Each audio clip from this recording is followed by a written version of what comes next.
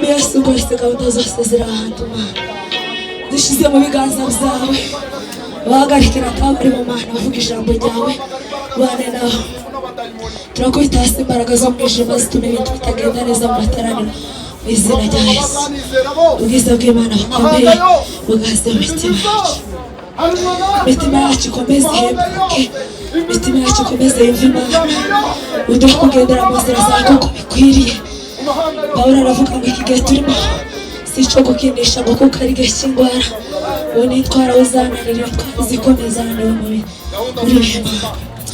ariko turagusaba udushoboze Mana yaje we udushoboze Kristo wera we uru rugendo rwananirwamo abagabo bakomeye turagusaba ngo udushoboze Mana yaje tugirire neza mitima yacu ikomeze yumve Imana mitima yacu ikomeze yumve Imana mitima yacu yumve Imana mitima yacu ihembuke Imana ntabwo icyubahiro ikomeje kubana natwe mu izina rya Yesu turasenze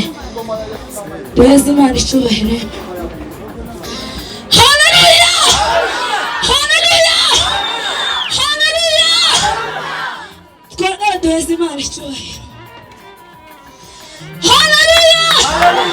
haleluya haleluya icyo gihugu nikizinjira amabandu y'imitima keretse abatore ubukwe bw'umwana w'intama niba Imana ikwishimira izatugeza muri Kanani y'abera niba Imana izatugeza muri Kanani y'abera niba Imana izatugeza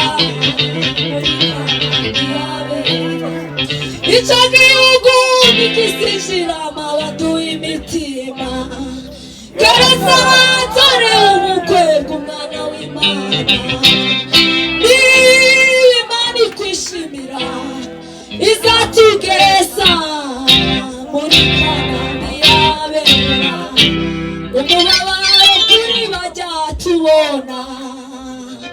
mu mirimo baboneka nk'abizigirwa kubuza amazi nayo muri icyo gitabo bavuga bati Mwami twara abakozi bawe bati nimumve imbere mwabivume mwajyajyamwe birababaje kuja mu muriro icyo gihugu nikizinjira amabandu